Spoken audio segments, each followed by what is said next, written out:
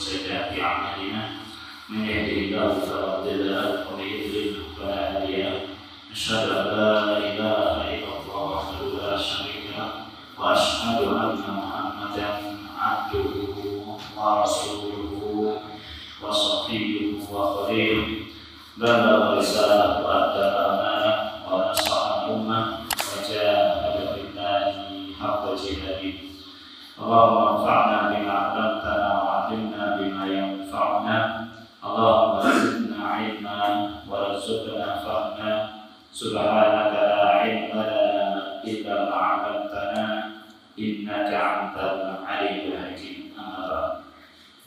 Alhamdulillah, para jamaah sekalian, kita akan lanjutkan kembali kajian kita, kajian sirah Nabawi. Kita sampai pada bab atau pada peristiwa Nabi SAW sudah sampai ke kota Madinah dan menetapkan tempat yang akan dibangun Masjid Nabawi berdasarkan petunjuk dari Allah SWT langsung yang menunjuk tempat itu melalui kota Nabi SAW. Dan Rasulullah SAW pun turun dari kotanya dan Rasulullah pun tinggal di rumah Abu Ayyub Al-Ansari karena rumahnya kebetulan rumah yang paling dekat dengan tanah yang rencana mau dibangun masjid. Itu rumahnya Abu Ayyub Al-Ansari. Maka kemudian Nabi SAW pun tinggal di situ dan kebetulan Abu Ayyub Al-Ansari ini tinggal bersama istrinya dan kebetulan juga rumahnya tingkat, rumahnya tingkat. Karena rumahnya tingkat, akhirnya Nabi SAW pun memilih tinggal di bawah dan Abu Ayyub Al-Ansari bersama istrinya tinggal di atas. Namun Abu Ayyub dan istrinya ini merasa tidak nyaman tinggal di atas karena kalau dia ke atas itu nanti khawatir kalau dia melangkah atau berjalan di atas lantai 2 itu berjalan di atas kepalanya Nabi SAW. Maka kemudian beliau akhirnya pun menemui Nabi SAW. Enggak terlalu banget, enggak terlalu mas. Cukup. Akhirnya karena terus-menerus khawatir, tidak enak kalau kemudian beliau berada di atas kepala Nabi SAW dan Nabi di bawah. Beliau bilang sama Nabi SAW, ya Nabi Allah, bi'ali anta wa ummi inni la'akrahu wa a'udhimu an akuna fawqaka wa takuna tahti faqul anta fil ulwi wa tanzilu nahnu falakunu fis sufri. Ya Rasulullah, saya tidak enak, saya merasa benci, saya merasa tidak enak kalau kemudian saya berada di atas Anda, maka hendaklah engkau berada di atas, saya di bawah. Kata Abu Ayyub Al-Ansari. Maka Nabi bilang, ya Abu Ayyub, as-sufru al-faqu bina wa biman yamsa. Wahai Abu Ayyub, kalau saya ke atas, kalau nanti ada kamu, susah, naik turun kan begitu ya. Sudahlah, biar saya di bawah saja, kamu di atas, tidak apa-apa. Terpaksa, akhirnya pun ke atas lagi ya, Al-Ansari. Tapi kemudian terus pas ketika suatu malam, Abu Ayyub Al-Ansari dan istrinya sedang suatu malam kemudian Faraqalin kasar hubbunna fihi ma'am. Suatu hari ada semacam bejana yang terbuat dari tanah liat begitu ya, yang kemudian pecah karena itu ada airnya. Maka kemudian Abu Ayyub Al-Ansari ini karena tidurnya itu pakai selimut, maka selimutnya itu diambil untuk memeras air yang pecah tadi supaya tidak netes jatuh kena Nabi SAW.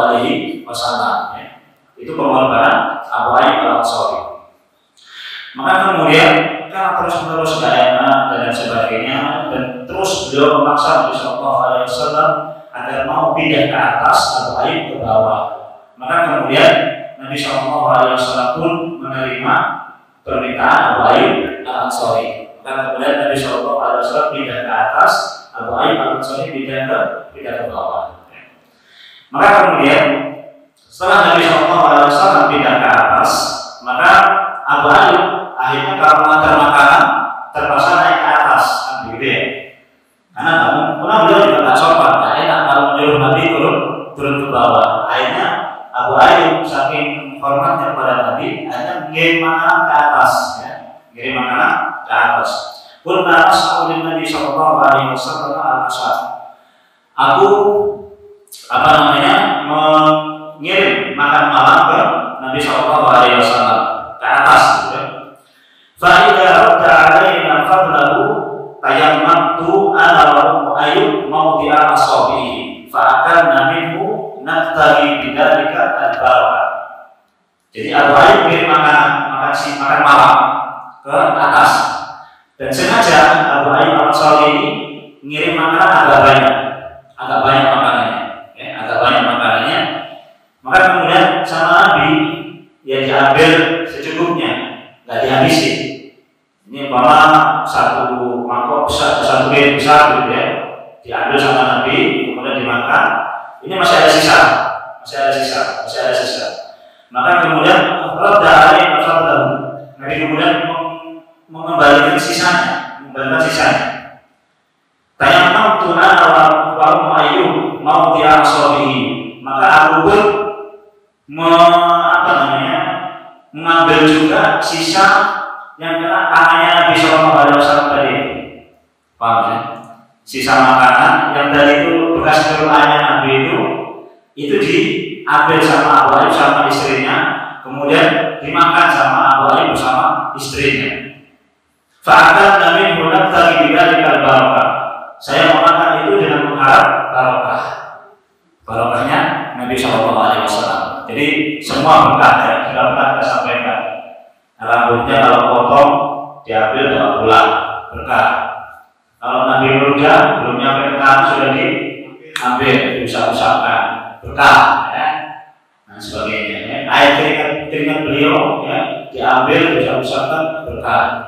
Bisa menyembuhkan penyakit, bisa ya. Bisa menyembuhkan penyakit, bisa ya. Karena udah Nabi pun pernah menyembuhkan mata Ali atau ta'ala yang sakit.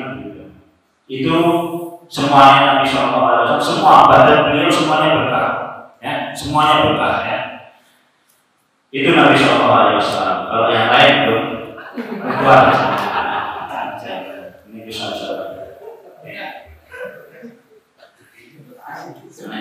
Ibu Andres. Baik. Bapak jangan. Kemudian suatu hari Abu Ayyub pun menghidangkan lagi makanan. Bapak jangan fihi basra al-suman. Kemudian aku menghidangkan lagi makanan yang di dalam makanan itu ada bawang putih maupun bawang merah. Bawang merah, basra itu bawang merah, suman itu bawang putih. Faraddah Rasulullah Sallallahu Alaihi Wasallam. Walam awaliyani fi asal. Nabi pun mengembalikan makanan tersebut. Jadi makanan ada bawang merah, ada bawang putihnya. Kemudian ketika selesai makan, makanan itu dikembalikan sama Nabi Sallallahu Alaihi Wasallam dan tidak ada bekasnya dimakan. Nggak kayak pertama, kan pertama ada bekas dimakan. Nah ini ada bawang merah, ada bawang putih, nggak ada bekasnya dimakan. Maka kemudian Abu Ayyub Al-Ansari tanya sama Nabi Sallallahu Alaihi Wasallam, ya, tanya, "Ladat ta'asa'ata wa lam ara fi mawdi ayatika, wa qulta idza radadtahu alaina tayammamtu ana wa Abu Ayyub mawdi ayatika." Ya Rasulullah, kamu kembalikan makan malam tadi itu dan saya tidak melihat bekas tangan.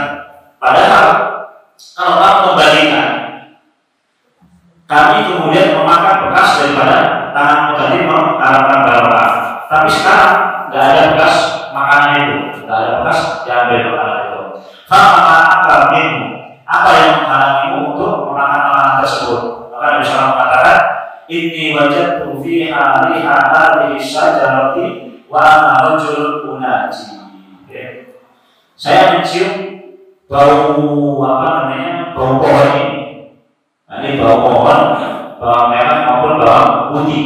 wa ana rajulun munaji, sedangkan aku ini orang yang sering ngobrol sama malaikat Jibril, dan malaikat Jibril gak suka ada bau ini. Paham ya?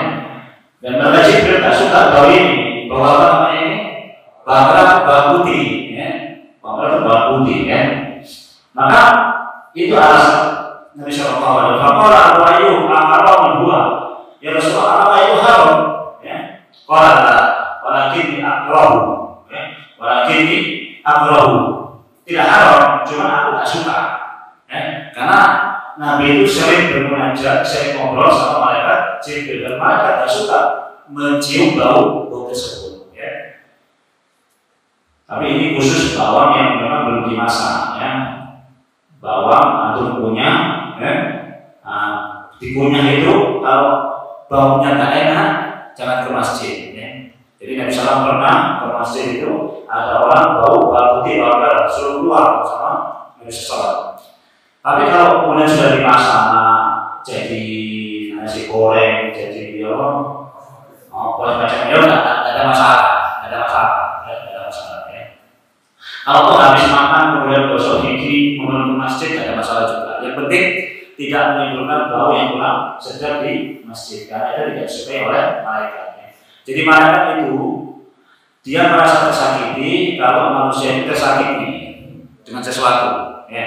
Kalau manusia itu tidak enak dengan bau-bau yang tidak enak, malaikat pun akan merasa tidak enak dengan bau-bau itu. Nah, kalau manusia kemudian enak dengan bau tersebut, maka malaikat pun enak dengan bau tersebut. Itu cirinya. Nah, maka kemudian kita harus memakai sesuatu yang kalau kemudian masuk ke masjid dengan bau-bau yang memang itu disukai oleh malaikat.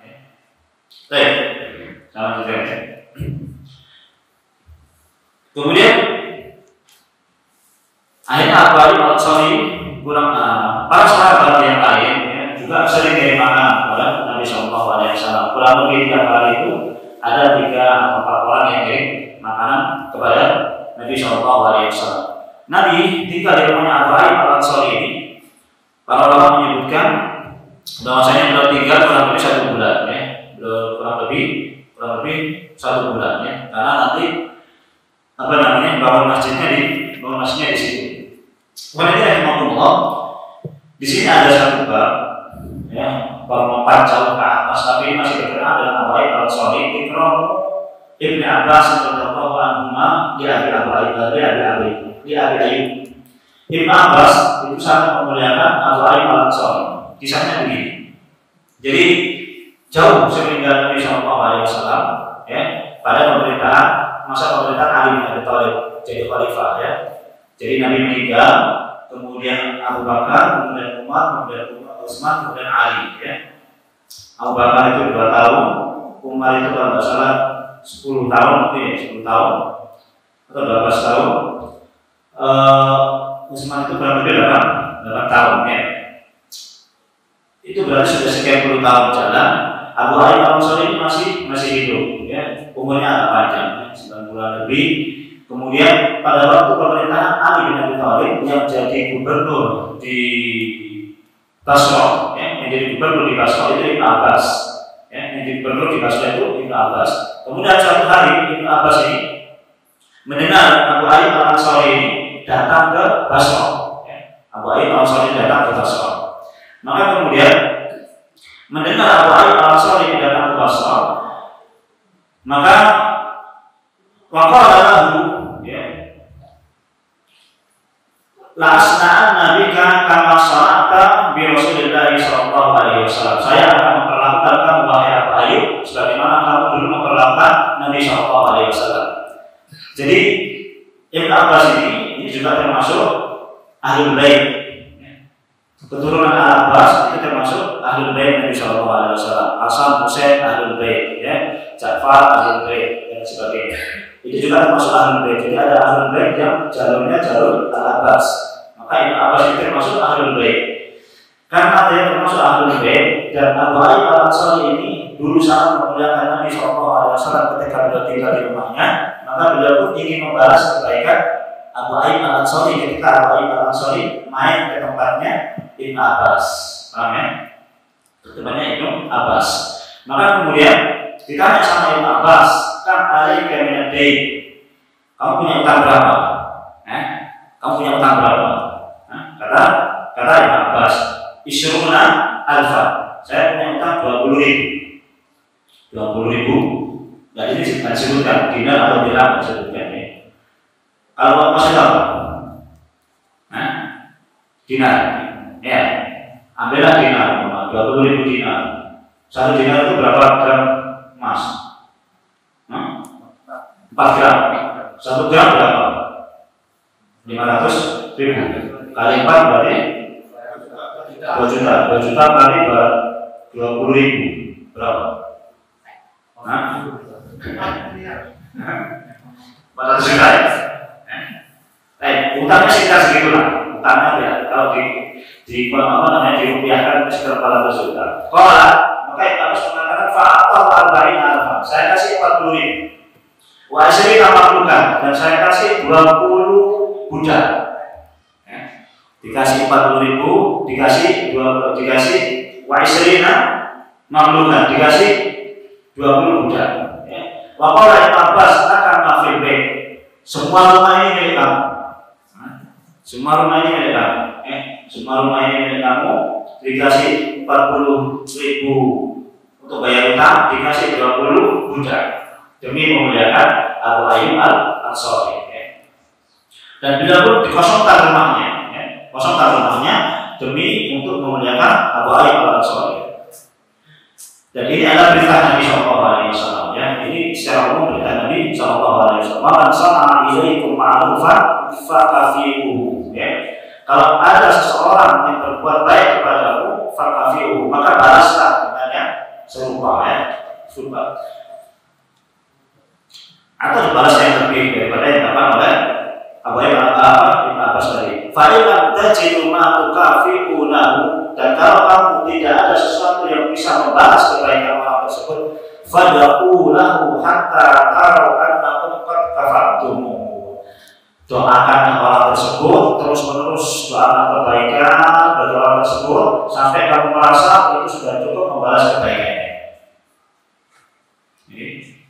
Jadi kalau ada orang bawa kita, dianjurkan untuk membalas bawaannya. Kalau saya lebih baik, memang, kalau bisa lebih baik.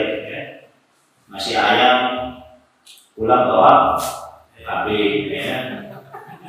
Kalau punya, kalau nggak punya ya ayam bawa ini. Yang penting untuk menghargai, untuk membalas pemberian orang. Kalau nggak sanggup memberi, doakan kebaikan terus-menerus kepada orang tersebut. Tiap sholat doakan dia, kebaikan sampai kita merasa cukup, kira-kira itu bisa membalas kebaikan dia. Saya datang ke tempat antum bawa sesuatu nggak bisa balas, doakan saya terus-menerus.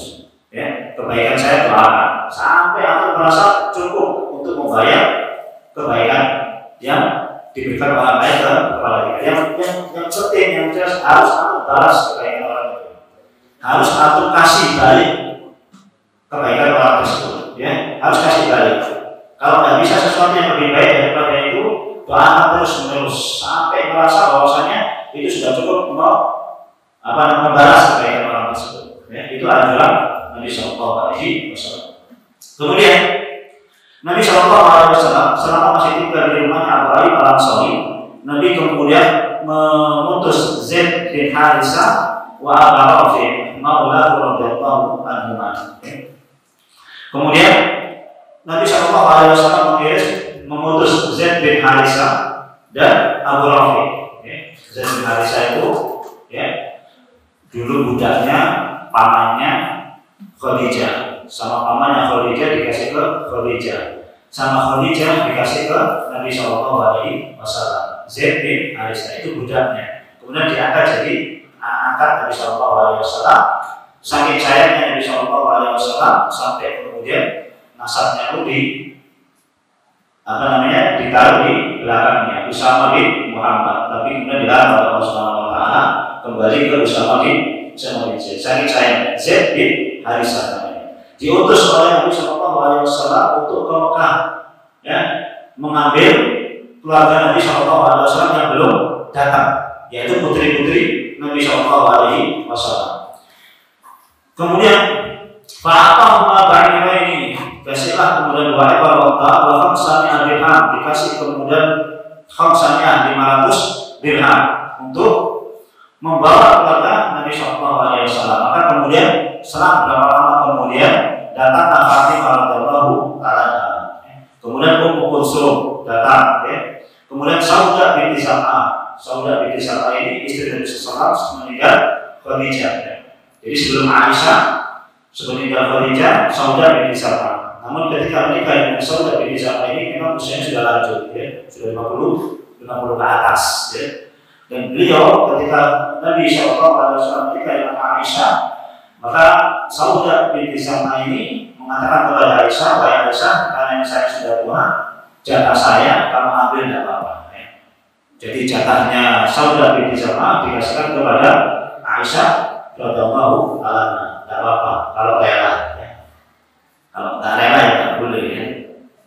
Ada istri yang kedua rela, jatahnya dikasih istri yang pertama semua, tidak ada masalah. Tapi kalau tidak rela, ya jangan ya. Saudah binti Zam'ah ini rela, jatahnya dikasihkan kepada Aisyah radhiyallahu anha karena memang beliau merasa sudah, tapi dicari oleh Nabi tidak mau, ya. Dicari oleh Nabi tidak mau. Pengennya tetap jadi istri Nabi Shallallahu Alaihi Wasallam. Datang Fatimah, kemudian Ummu Kulsum, kemudian Saudah binti Zam'ah, Ummu Aiman, kemudian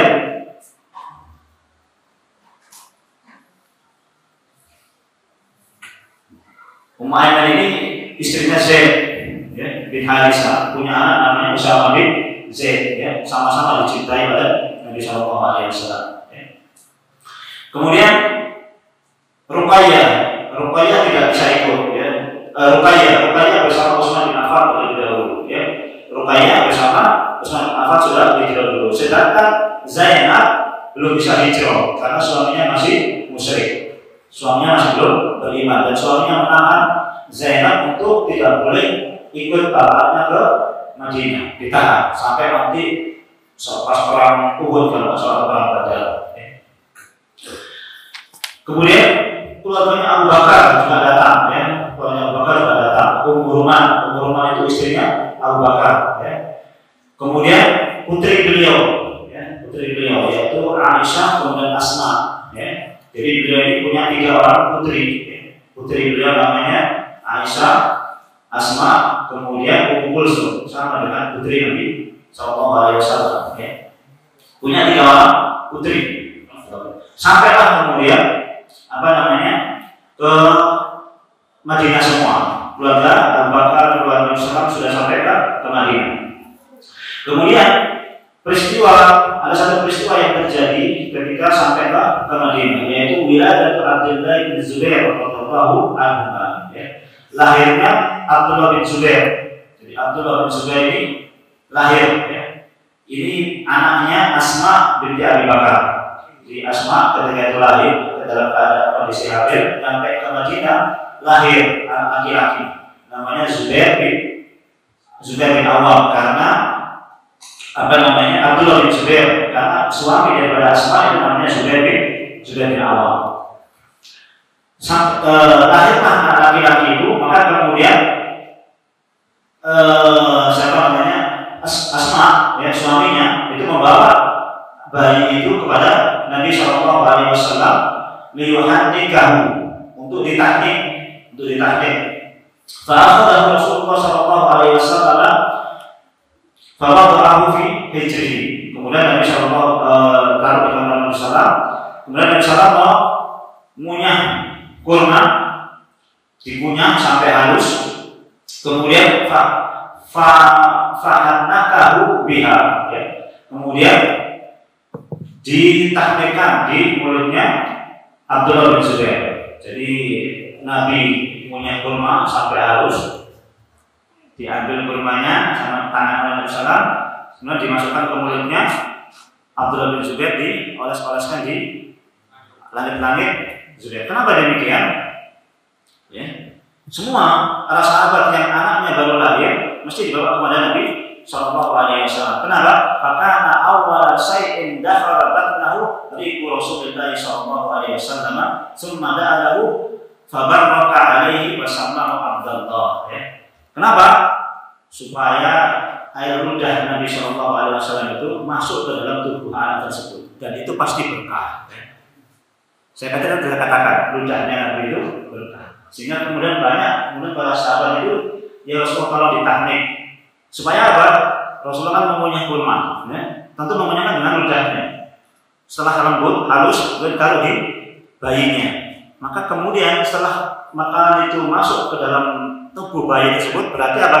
Ludah Nabi itu masuk ke dalam tubuh bayi tersebut, dan pasti berkah. Nggak mungkin tidak, ya. Dan pasti anak jadi anak baik, insya Allah. Nggak mungkin tidak, karena saya lagi itu keberkahan. Maka kemudian Rasulullah pun mendoakan keberkahan dan menamainya Abdullah. Beri nama kemudian Abdullah. Maka kemudian namanya Abdullah bin Zubair. Khilaf para ulama memang, ya. Khilaf para ulama, apakah ini khusus Nabi ataukah boleh sebagai Nabi Shallallahu Alaihi Wasallam? Artinya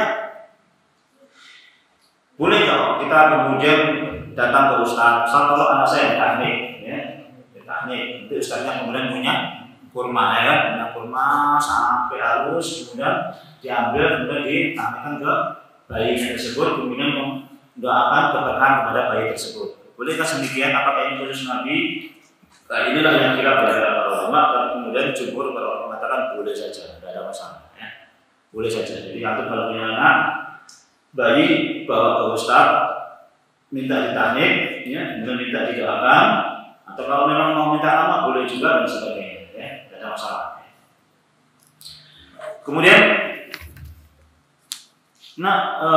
Madinah, ya, Madinah ini terkenal dengan Humal Madinah, terkenal dengan demam, pandemi.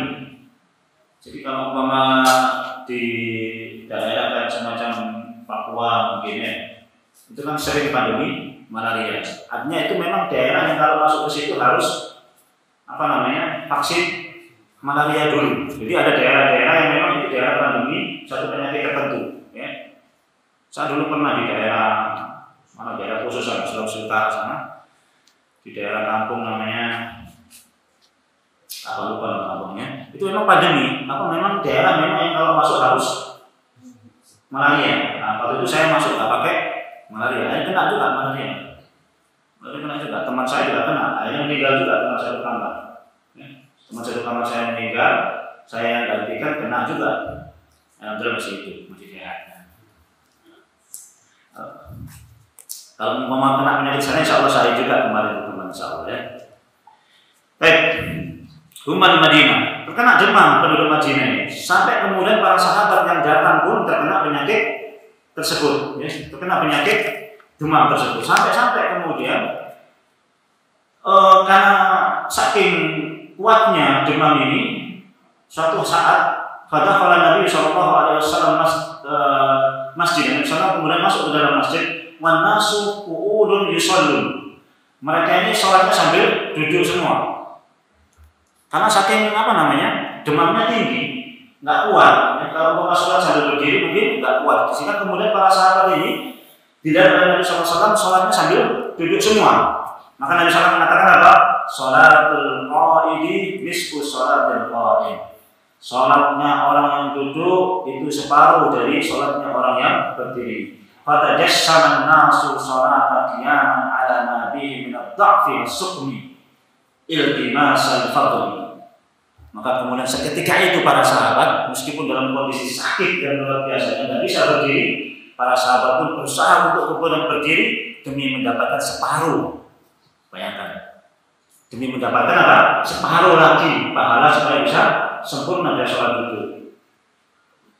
Itu bayangkan, ya, para sahabat sampai segitunya mengejar separuh. Kita yang mengejar 27 kali saja susahnya luar biasa.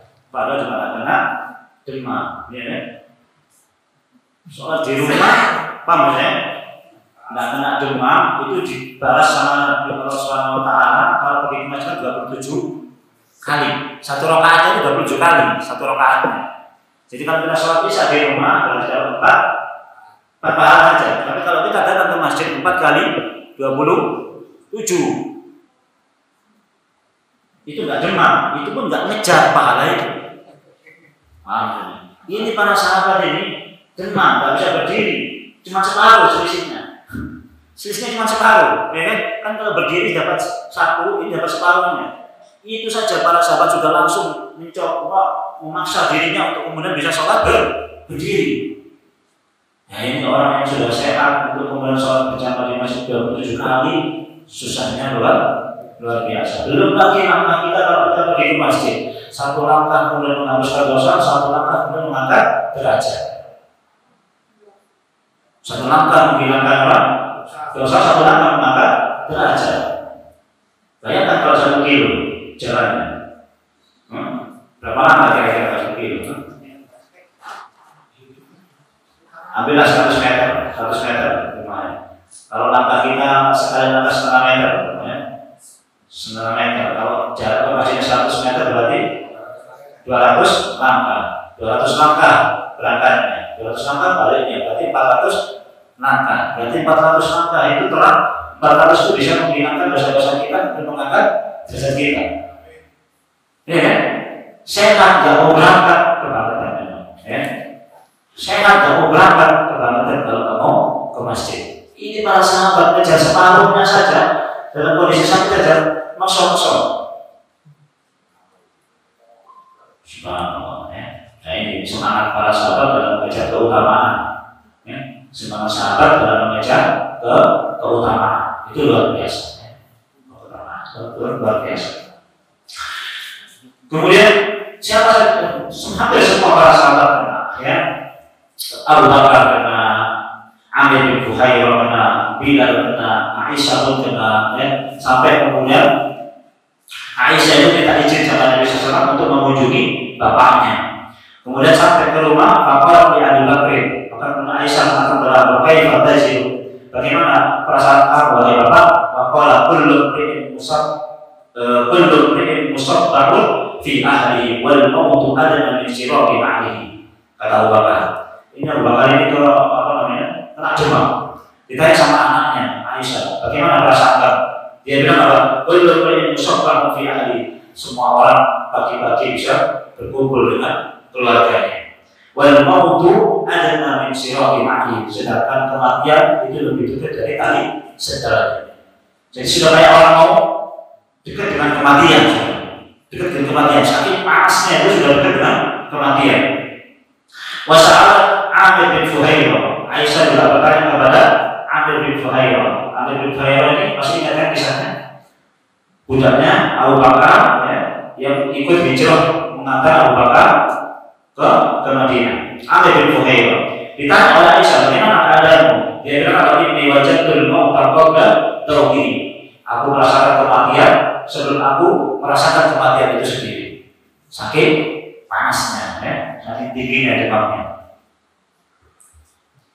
Bilal pun demikian, ya. Bilal pun demikian. Saking banyaknya orang yang kena demam ini, akhirnya pun Aisyah kemudian pun minta kepada Nabi SAW menerangkan dalam keadaan para sahabat. Akhirnya Nabi SAW pun sampai layak dulu Nabi Sidatul Umar. Itu kayak orang gila, layak dulu Nabi Sidatul Umar. Kayak orang nggak berakal karena saking panasnya demamnya. Ngawur, meledor, bicaranya itu ngawur, saking panasnya. Kan kalau orang kejarnya, kayak kejar kayak bandul gitu, ya. Itu para sahabat demikian. Jadi ngomongnya itu kayak orang nggak berakal, ya. Maka melihat keadaan yang demikian, Nabi SAW berdoa kepada Allah Subhanahu wa Ta'ala, Allahumma habbib ilaina al-madinata kahubbina Makkah aw asyadda. Ya Allah, jadikanlah kami mencintai kota Madinah kahubbina Makkah aw asyadda, sebagaimana kami mencintai kota Makkah atau lebih daripada itu. Wa sahhiha, dan sehatkanlah kota Madinah. Wa barik lana fi sahhiha wa hudiha, dan berkahilah ukuran soknya dan mutnya. Wa qul lahum ma faj'alha bil juhfa, ya. Kemudian pindahkanlah demam ini dan jadikanlah demam ini ada di kota Juhfa, ya. Ada di kota Juhfa, ya. Itu tempat mikotnya penduduk Syam sama penduduk Mesir, ya. Itu dipindah ke Juhfa yang bersama Nabi Shallallahu Alaihi Wasallam. Maka kemudian para sahabat sebagaimana dari Imam Bukhari dan Abdullah bin Umar, anak Nabi Shallallahu Alaihi Wasallam ra'aitu ka'anna imra'atan sauda'an sa'iratan ra'si kharajat minal Madinah hatta qamat di mahyati wa hiya al-Juhfa fa'awaltu anna waba' al-Madinati nukila ilaiha. Kemudian dari Ibnu Umar, anak Nabi Shallallahu Alaihi Wasallam mengatakan, beliau mengatakan, ra'aitu ka'anna imra'atan sauda sa'iratan ra'si. Saya melihat seperti seorang wanita hitam yang rambutnya kemudian berdiri keluar dari kota Madinah. Keluar dari kota Madinah menuju ke Juhfa tadi itu. Dan saya mentakwilkan bahwasanya itulah penyakit demam yang pergi menuju kota Juhfa. Jadi Nabi seolah-olah melihat sosok wanita hitam dengan rambut kemudian berdiri pergi dari kota Madinah menuju kota Juhfa. Itu penyakitnya. Itu penyakit demamnya. Allah insyaallah apa itu jin apa saya ada penjelasan. Yang jelas memang bisa demikian. Dalam peristiwa Fathul Makkah itu, ya.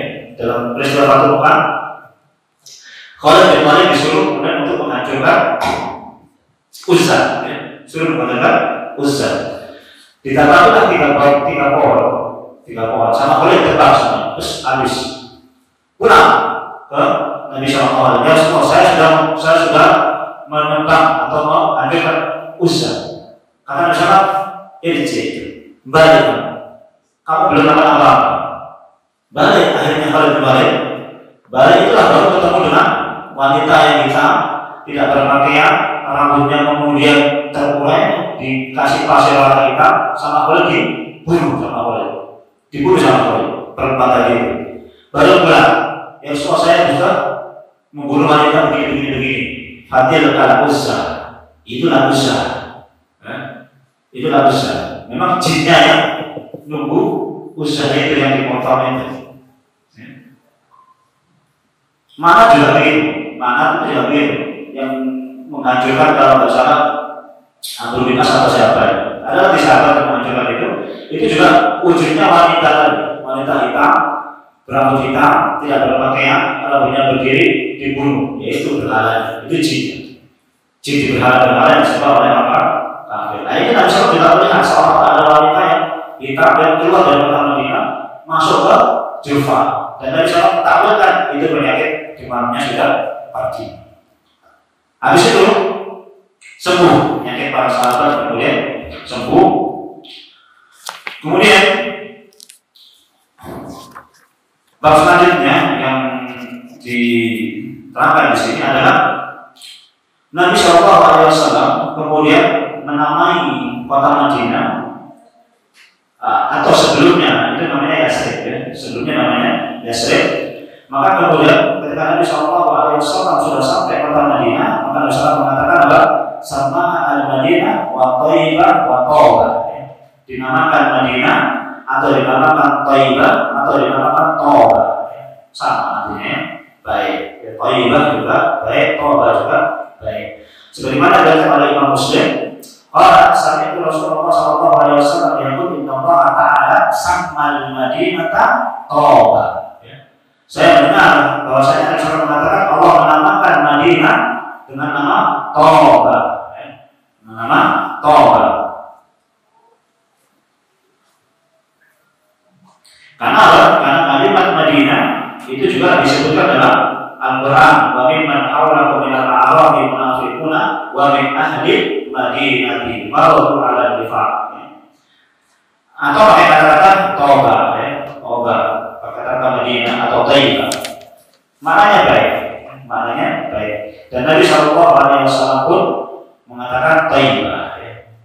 Jadi insyaallah karena kotanya baik, insyaallah penduduknya baik karena ada Nabi Shallallahu Alaihi Wasallam. Ada pepatah ila tatibu fi thayyibatin inda thayyibin bihi tawbat dunya fa aina tatibu, ya. Idza lam tatibu fi thayyibatin wa inda tayyibin bihi tawbat dunya fa aina tatibu, ya. Kalau kamu nggak bisa baik di tempat yang baik, yang Allah Subhanahu wa Ta'ala telah memberikan kebaikan dunia, maka di mana lagi kamu bisa berbuat baik? Jadi kalau di Madinah saja kamu ada Rasul, namanya juga nama yang baik, kamu nggak berbuat baik, kira-kira di mana lagi kamu bisa berbuat baik? Kalau pertimbangannya begini, Ramadan nggak tobat, apa mana kan? Ramadan, kan Ramadan mestinya tobat, tidak tobat. Nah Madinah mestinya itu baik, ya kan Madinah ada api, kan di mana bisa api? Bahasanya kemarin kan Surabaya, ya. Madinah saja nggak bisa berbuat baik, apalagi di kota Madinah. Ya, karena Madinah itu memang tobat, thayyibah, baik tempatnya, dan orang di situ insya Allah baik. Kalau di situ mereka nggak bisa baik, di mana lagi bisa baik?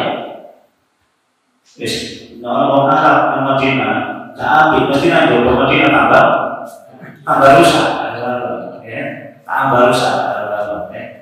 Oke, patokannya memang kota Madinah, baik ya di kota Madinah insya Allah baik. Itu pepatah ini ya, pepatah orang-orang Arab sana. Kemudian dinamakan dengan taubat atau thayyibah. Maka Nabi SAW mengatakan mansab al-madinata yasriba falyastaghfirillah hiya taubatun. Barang siapa yang menamakan Madinah itu Yasrib, hendaklah dia beristighfar kepada Allah Subhanahu wa Ta'ala, karena dia Madinah itu dia taubat. Tak boleh. Yasrib ini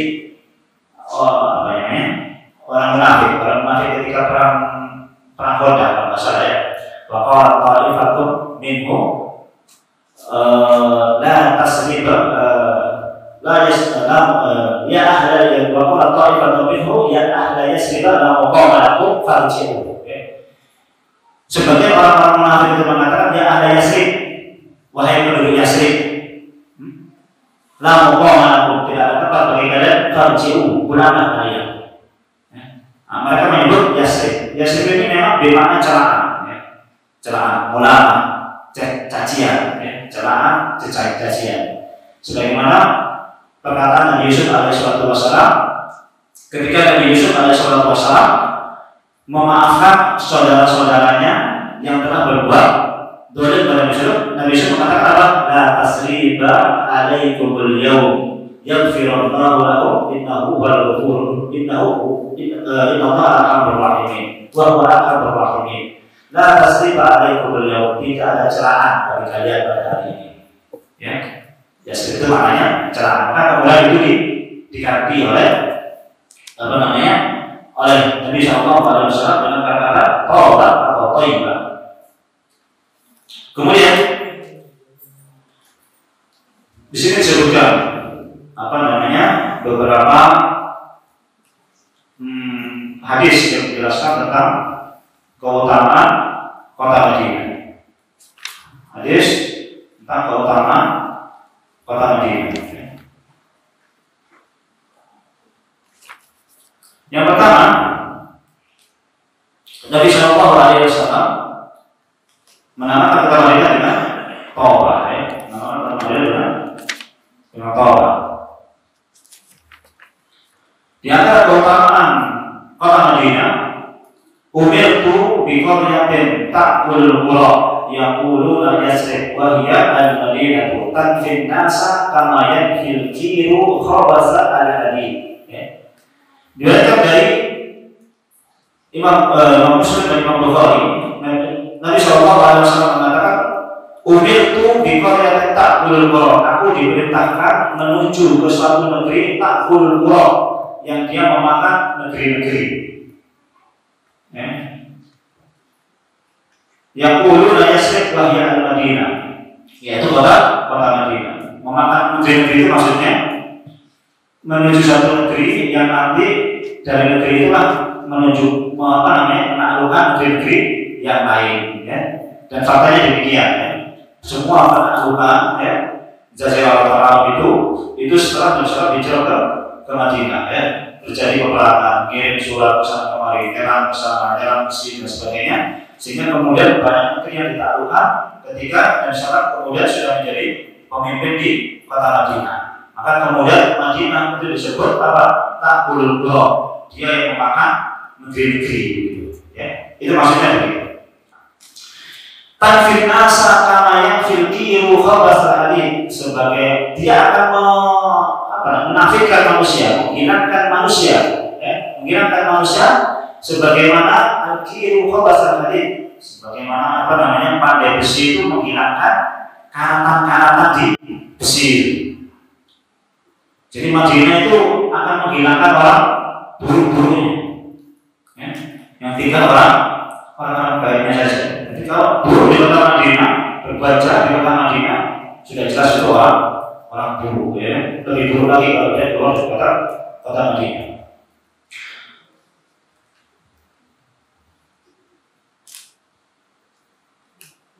Kemudian kalau Rasulullah SAW, Inna imana la ya'risu ila al-Madinati kama ta'rizul hayyatu ila hujriha. Iman itu akan kembali kepada kota Madinah karena ta'rizul hayyatu ila hujriha, sebagaimana ular itu kembali ke lubangnya. Ibnu Hajar di sini menyebutkan kenapa pakai permisalan ular tadi itu. Beliau menyebutkan ular, ya, tantasiul hayyatu fi hujriha fi talabi ma ta'ishu bihi. Ular itu kalau dia butuh sesuatu, dia kalau mau mencari makan, ya, cari sesuatu untuk dia makan, dia keluar dari lubangnya. Fa idza ra'a syai'un raja ila hujrah. Dan kalau dia melihat sesuatu yang membahayakan dirinya, dia akan kembali ke lubangnya, ya. Maka kemudian iman pun demikian. Iman itu kalau kemudian sudah kadung, sudah mulai kondisi manusia sudah mulai rusak, iman sudah mulai banyak kerusakan, maka nanti dia akan kembali ke kota Madinah. Sebagaimana ular yang kemudian dia merasa dirinya terancam, maka dia akan kembali ke lubangnya, ya. Jadi iman akan kembali ke kota Madinah, ya. Para ulama khilaf mana yang lebih afdal antara Madinah atau Makkah, ya. Madinah atau Makkah, mana yang lebih afdal, ya. Mana yang lebih afdal, Makkah atau Madinah? Para ulama sepakat mayoritas yang lebih utama itu Makkah. Yang lebih utama itu Makkah, ya. Yang lebih utama. Namun Imam Malik mempunyai satu pendapat sendiri bahwasanya yang lebih afdal itu Madinah. Lebih afdal itu Madinah. Lebih afdal itu Madinah. Kenapa? Banyak, ya. Disitulah kemudian Nabi hijrah, di situ kemudian Rasulullah mengembangkan kekuasaan dan sebagainya, ya. Kemudian dari Madinah itu kalau kita lihat puasa, ya, dan kita puasa, Nabi iktikafnya itu di Makkah dari Madinah. Iktikafnya Nabi, ya di Madinah, masjidnya di rumahnya di Masjid Nabawi. Iktikafnya di Madinah. Kalau bicara pahala sholat di Makkah lebih besar 100.000 kali. Tapi Nabi kalau sholat puasa, kalau iktikaf di Madinah, ya. Makanya kalau orang Indonesia ini lebih banyak milih tinggal di Madinah. Suasananya lebih enak, memang. Suasana lebih enak. Kemudian bisa iktikaf di Masjid Nabawi. Masjidnya Nabi SAW, karena memang Nabi sholat iktikafnya di masjid itu, ya. Namun kalau ulama jumhur sepakat bahwasanya yang lebih utama kota Makkah, ya. Utama kota Makkah, sebagaimana perkataan Nabi SAW ketika beliau kemudian hijrah dari kota Makkah, beliau mengatakan, wallahi innaki la khairu ardillah wa haqqu ardillah ila Allah azza wa jalla walaula anni ukhrijtu minka ma kharajtu. Sungguh kau wahai Makkah La khairul ardillah, engkau adalah bumi Allah Subhanahu wa taala yang paling baik. Wa haqqu ardillah ilallah, dan bumi yang Allah yang paling aku cintai. Walau anni, seandainya aku ukhrijtu, dia dikeluarkan darimu, ma kharajtu, aku tidak akan keluar dari Mekah. Ya. Karena keluarnya Nabi SAW memang terpaksa harus keluar. Ya. Kalau Nabi SAW tidak dipaksa keluar, Nabi tetap tinggal di Mekah. Ya. Itu menunjukkan Mekah lebih afdal dari Madinah. Ya. Mekah lebih afdal dari Madinah. Man arada ahlal Madinah bisul adabahu Allah kama yadubul milhu fil ma. Barang siapa yang mencoba untuk berbuat buruk kepada penduduk Madinah, adabahu Allah kama yadubu al milhu fil ma. Allah akan mengadab orang tersebut sebagaimana yadubul milhu fil ma, sebagaimana menghancurkan orang tersebut sebagaimana garam itu hancur kalau dimasak. Hancur lebur. Kalau ada orang yang mencoba untuk membuat curang atau berbuat jahat terhadap penduduk Madinah.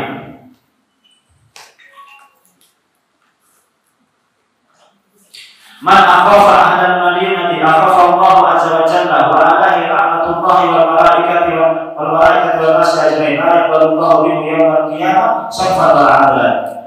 Nabi sallallahu mengatakan barang siapa yang membuat takut penduduk kota Madinah, Allah akan membuat dia takut. Wa alaihi rahmatullahi wal malaikati wan nasi ajmain, dan laknat Allah Subhanahu wa taala serta malaikat serta manusia semuanya atasnya. La yaqbalullahu minhu yaumil qiyamah, tidak diterima padanya hari kiamat sarfan wa adlan, baik ibadah wajibnya maupun ibadah sunnahnya. Barang siapa yang mencoba menakut-nakuti, membuat takut penduduk kota Madinah, Allah akan dia membuat takut, dan Allah akan melaknat semua laknat dan semua manusia akan melaknat orang tersebut. Ya. Dan amalnya baik yang wajib maupun yang sunnah tidak terima di hari kiamat nanti. Sebagian para sahabat juga berharap bisa meninggal di Madinah. Ya. Bisa tinggal di Madinah. Nabi SAW juga demikian. Man istata'a minkum ayyamuta bil Madinah falyamut bil Madinah fa inni asfa'u liman mata biha. Barang siapa yang sanggup di antara kalian untuk meninggal di kota Madinah, falyamut bil Madinah, maka meninggallah di Madinah. Fa inni asfa'u liman mata biha, karena aku akan menjadi syafaat bagi orang yang mati di kota Madinah. Makanya jamaah Indonesia yang tua-tua itu memang kadang-kadang nekat berangkat pengen mati di Madinah. Ya. Dulu apa istilahnya, waktu saya pernah sebentar ya di Madinah, kurang lebih 1 bulan juga begitu. Bahasanya kalau beliau wanita dungo mati di Madinah saiki, ya kan? Kan kalau mati di Madinah kan diberikan syafaat sama Nabi, ya kan? Sebuah nasi, kan polisi aja. Kapan-kapan ya. Masih ingin kehidupan dunia, ya. Masih ingin menikmati kehidupan dunia. Ya. Padahal kalau mati di Madinah jelas ada syafaat dari Nabi SAW. Kalau ingin mati saja tidak apa-apa. Dungo, ya Allah matikan saya di Madinah pas berangkat umroh. Allah besar. Jadi kalau ada orang soleh yang mati di Madinah, Nabi jadi saksi bahwa ini orang baik. Ya. Nah, kalau dia orang biasa, Allah akan kasih syafaat selamat dia di akhirat. Ya. Jadi kalau ada orang baik, orang soleh yang mati di Madinah, Nabi jadi saksi. Ini orang baik. Kalau memangnya orang itu orang biasa, banyak berdosa dan sebagainya, Nabi akan kasih syafaat dia supaya dia selamat di akhirat nanti. Ya, dan dia ada pada Allah Subhanahu wa taala.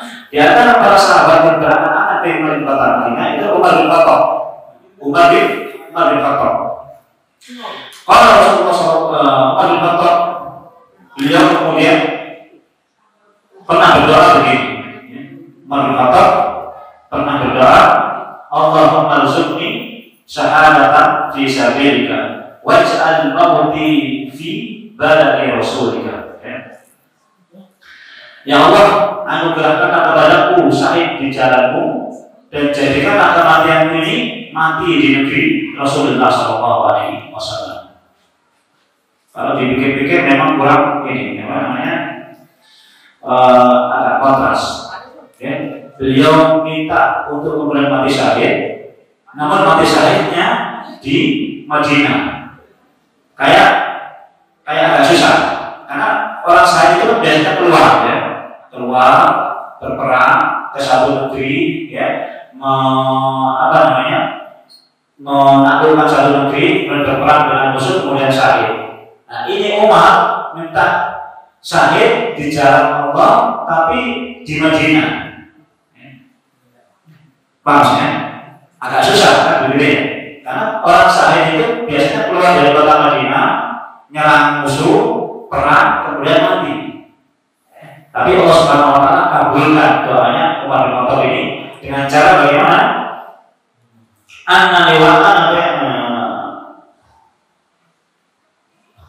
Wa qad istajaba Allah Ta'ala al-Faruq. Allah Subhanahu Wa Taala mengijabahi permintaan Faruq kasus tidak fi Masjidil Rasul wa huwa yaqul muslimina fi shalatil fajr. Beliau pun juga sahih juga karena dibunuh oleh Abu Lu'lu'ah ketika beliau mau imami sholat subuh di masjid Nabi Shallallahu Alaihi Wasallam. Sahih di jalan Allah Subhanahu Wa Taala, meninggalnya di kota Madinah. Doanya terkabul. Ya. Doanya terkabul. Ya. Boleh. Doa seperti itu boleh. Ya Allah, jangan matikan saya sebelum saya hafal Quran.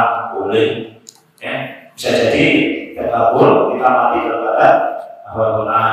Bisa jadi kalau doa kita diijabahi oleh Allah Subhanahu Wa Taala. Seperti doa Sa'ad bin Mu'adz. Sa'ad bin Mu'adz dalam Quran kenapa? Ya, panas dingin, sudah mau mati, dikasih api sama Nabi Sallam, darahnya terus keluar. Akhirnya apa? Beliau berdoa, ya Allah jangan matikan saya sebelum saya bisa menghubungi orang-orang Bani Quraisyah. Selesai doa, langsung darahnya berhenti. Selesai perang Badar, barulah Bani Quraisyah yang berkhianat itu diserahkan kepada Sa'ad bin Abi Waqqas. Saat ini giliran selesaikan masalah mereka, dengan saat mengatakan bunuh semua laki-lakinya. Setelah itu baru meninggal Sa'ad bin Mu'adz. Sa'ad bin Mu'adz itu yang sahabat yang meninggal as'allahu berguncang ihtaza ar-Rahman bi mauti Sa'ad, berguncang ar-Rahman karena disebabkan kematian Sa'ad bin Mu'adz. Wallahu a'lam. Ini yang bisa saya sampaikan pada pertemuan kali ini. Insyaallah pada pertemuan yang akan datang kisah membangun Masjid Nabawi. Nah, ini belum bangun masjid ya. Nanti bangun masjidnya bulan depan insyaallah ya. Aku lihat astaghfirullah innal ghafurur rahim. Subhanallah wa bihamdihi asyhadu an la ilaha illa anta astaghfiruka wa atubu ilaik. Assalamualaikum warahmatullahi wabarakatuh.